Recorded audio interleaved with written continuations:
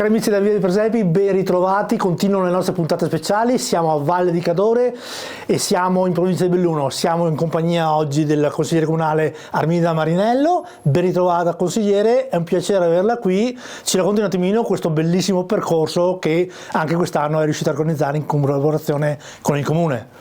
Allora, per me il presepe è Natale e quindi ogni anno cerco di fare questi presepi e esprimere tutto il mio amore per il mio paese, insomma lo metto in queste cose qua.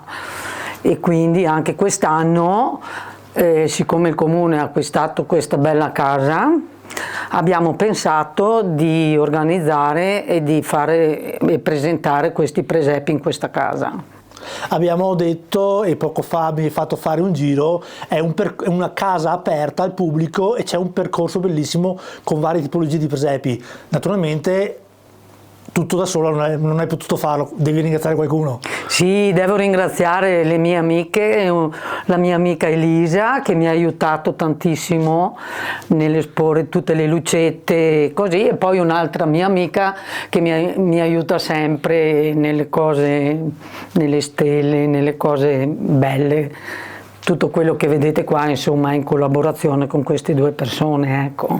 Al pubblico diamo gli orari di visita in questa bellissima abitazione e fino a quando saranno esposti i presepi.